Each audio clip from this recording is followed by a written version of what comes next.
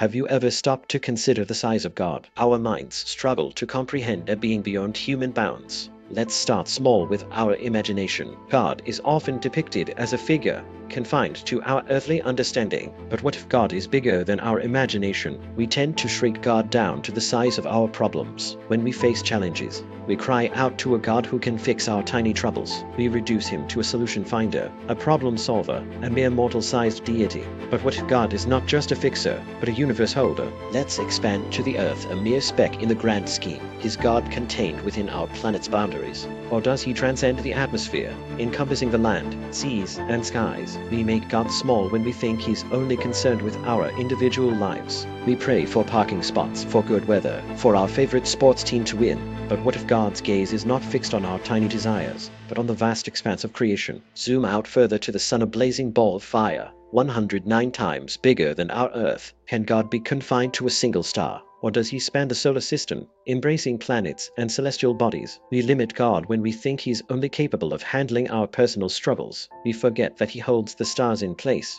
that he whispers to the galaxies, that he is the breath of the cosmos. Now, consider the universe, a vast expanse of galaxies, stars, and mysteries beyond our grasp. Is God limited to our observable reality? Or does he stretch beyond the cosmos, into the unknown? We make God small when we think he's only understandable, only explainable. But what if God is not something we can grasp, but something we can surrender to, an endless, formless, and timeless presence that permeates all existence? And perhaps it's time to stop calling this vast presence God, a name that so often shrinks him into human terms. Instead, we could see him as the universe itself, not as a person, but as an energy that moves with intent, shaping all that is, was, and will be. What if we understood God not as a being with a name, but as the very force that drives creation, the boundless energy that flows through every atom, every star, every soul? Perhaps God's size is not something we can comprehend, but something we can awe at. Let us not confine God to our understanding, but allow ourselves to be humbled by his uncontainable vastness and the divine intent that guides the cosmos.